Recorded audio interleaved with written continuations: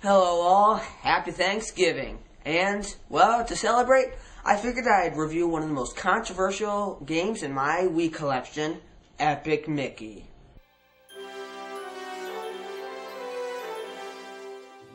Now, when I say controversial, I mean very widely debated on. Some think this is a modern classic that resides near the top of the Wii's library, while others think it's an uninspired, tedious experience with sloppy game mechanics. I ended up buying this game for $35, and of course, right away, after that, the price drops. Yeah, thanks for that, guys. So let's answer this once and for all by adding one more opinion to the pile. Here we go. So yeah, according to my very likely to be wrong, but just go with it knowledge, I believe that phrase is trademarked, by the way, this is the first starring role that Mickey's had in a long time that wasn't meant to teach ABCs. But with that said, I still am one who grew up with Mickey Mouse. My sister and I watched The Spirit of Mickey on VHS ad nauseum as little kids, and at 2:30, you could always count on us being at the TV watching House of Mouse.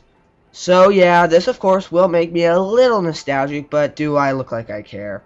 The game starts off with a gorgeous CGI cutscene in which Mickey sneaks into the wizard's workshop. The wizard is working on a little art project, and Mickey decides that he too will try his hand at this. That's okay, shenanigans always end well in Disney films, right? Huh.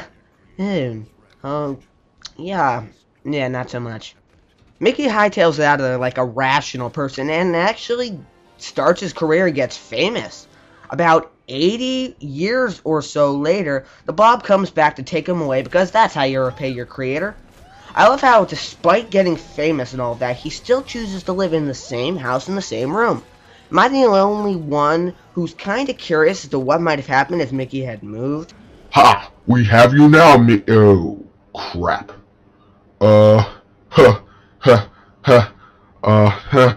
Awkward levels rising.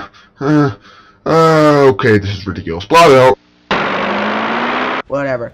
Mickey is dragged into the wasteland, and after a Temple of Doom reference followed by a realization that the Blob's allergic to paintbrushes, Mickey is off to escape and go on an epic, no pun intended at first, quest to get back home.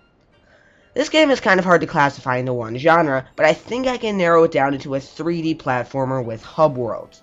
Think of it as a mix between Mario and Zelda. The basic structure of the game has you enter an area, do whatever you need to do in order to open up a door or projector screen, and carry on until you fight a boss.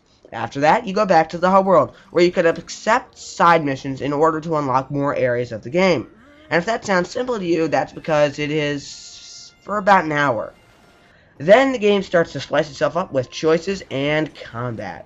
Aside from being able to jump twice and use a spin attack, which I think is a third jump, kind of hard to tell, whatever, Mickey uses the paintbrush from the workshop as his main tool throughout this adventure because we've all seen how much of a pro he was at that.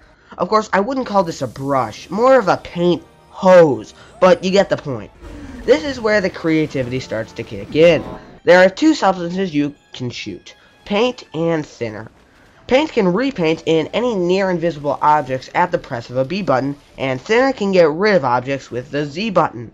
Some people were disappointed by the limited scope of what can be painted and thinned, but if that was absolutely open-ended, we'd probably be dealing with 50 blobs or wandering around a vortex of nothingness. Personally, I think the paint thinner mechanic was done very well. It's integrated into the platforming and the combat. Going into the combat, it's relatively simple unless there's a couple death machines ready to gang up on you. Most of the enemies can be defeated in 3 ways. Painting them until they turn nice, and then they'll fight for your side, but if they get whacked once or twice, they'll turn back to trying to kill you. You can thin them out via thinner until they disappear and sometimes drop health. Or you can use my personal favorite tactic, smacking them around with Mickey's spin move. You can do this infinitely, and it won't actually kill them, but there's a pretty big knockback you can take advantage of, so you can knock the enemies off the cliffs or in the thinner pools. Satisfying. A lot of games nowadays like to say they have morality systems, but I've never really been impressed by any, until now. There are a number of times where you can choose if you want to be a good mouse or a jerky mouse, and to be perfectly honest, it's done extremely well. You'll run into many choices in which choosing how you want to proceed isn't just, oh, I'm choosing the good path because I feel like it, or, you know, I'm having some trouble explaining this. Take this for an example. So this pirate guy is a ship part I need, but like every other NPC in this game, he wants something in return. He pretty much wants you to hook him up. So you talk to the broad and find out that she hates ice cream and loves flowers. So which gift do you give the pirate to give her? The ice cream, knowing she'll reject him, or the flowers? At first I was like, oh yeah, I'll get him the flowers to give her. You know, I mean, good for him, he can go for it. However, there was a little snag. I couldn't find the flowers. Apparently Clarabelle has them. Well, she's not at home. So after 20 minutes of angry searching, my attitude turned to, you know what? Screw it. I'll just get him the ice cream. It's a lot easier to get and not worth the headache. Besides, she's out of his league anyway. Don't look at me like that.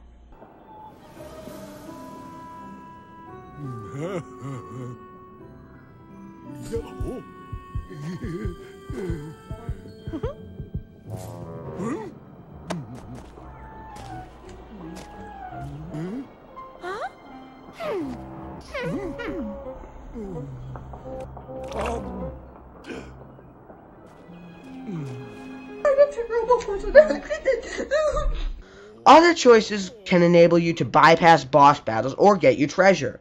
The only area where Epic Mickey dropped the ball in terms of the choice system was the ending. At first, I was really proud of myself for getting such a triumphant ending. Sure, there are a few side quests I ignored, but as a whole, the ending made me very proud. And then, out of curiosity, I looked up the bad ending. I also left a comment too. Needless to say, I was a little disappointed. The ending still is great, I just wish that all of the build-up with the choice didn't lead to a 20-second montage of the choices you made at the end. Whatever. Platforming-wise, there are 3D and 2D segments. The 3D segments are scattered throughout the game. They're pretty good, you know, they're fun. I'm not going to shout to the heavens because of them, because they're not exactly original, but they're still very enjoyable segments, with some interesting implementations of the paint here and there. Although, this gear spiel got old really quickly, and they use this a good 12 times throughout the game. And then there's the 2D segments. The 2D segments are sort of transportations. Get this, you jump into a projector, go through the level, which is almost always designed as a old Disney cartoon, sort of, and then come out of the projector to a new area. At first, this is really cool, but well, do you know how many times I had to play through the mirror? My god, every time you go from Mean Street to Oztown, or vice versa, you have to play through the segment, and it gets old quickly. By the end of the game, the segments are almost a chore to go through at times. So there's no real challenge to them either, unless you want to get the film reels. I believe I've covered all the important parts of this game. To summarize, the combat's fun and satisfying, but mostly easy and it can get repetitive. The platforming's fun and creative, but the 2D segments are extremely repetitive and easy. The choices are very well implemented. Also, I forgot, the game is impressively lengthy at about 12 to 13 hours. So if this were any old game, my verdict would be that it's pretty good. It's fun with an excellent choice system and really good length spanning many varied environments, but it's repetitive and easy. Also, let's get some complaints out of the way. The camera, while not the atrocious train wreck that a lot of reviewers made it out to be, is bad. I found myself dying in both the platforming and combat areas because the camera gave awkward angles. There were a couple of moments of where the hell do I... Oh, so I had to paint out the frame of the door. Well, that's just cryptic horseshit moments. And I also found the lack of voice acting very disappointing. So I would give it 7.5 out of 10 probably. But I haven't touched on what makes this game so special. The game's story is fantastic. Like I said, Mickey gets stuck down in the wasteland, a world for the forgotten Disney icons of the past. Due to his really big screw-up at the beginning, everybody's miserable, especially Oswald. Oh, who's Oswald, you ask?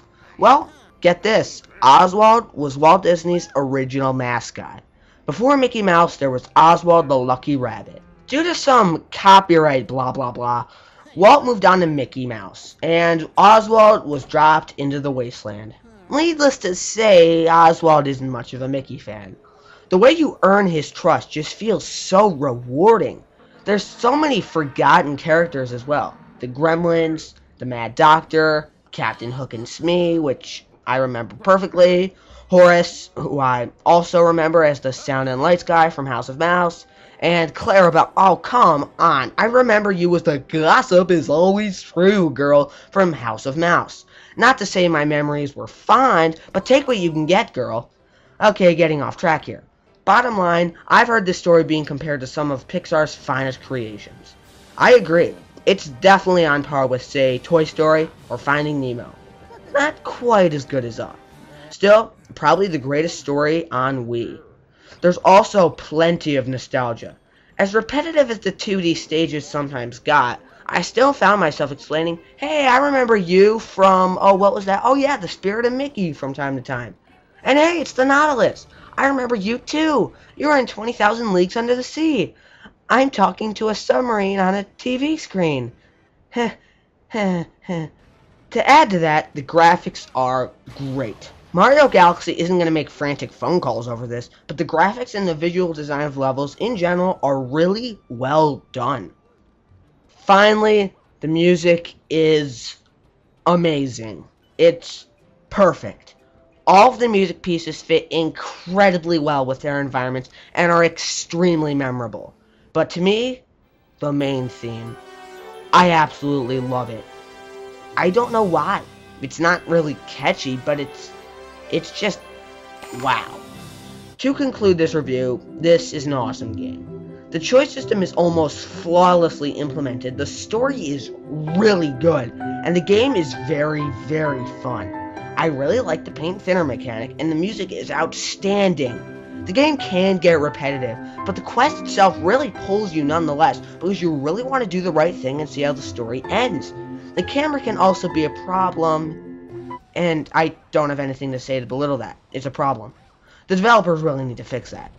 Seriously. Anyway, despite these issues, I thoroughly and enthusiastically recommend this game, especially if you're a Disney fan. Its minor issues keep it from being the greatest Wii game, but it's high on my list. I'll give it a 9 out of 10.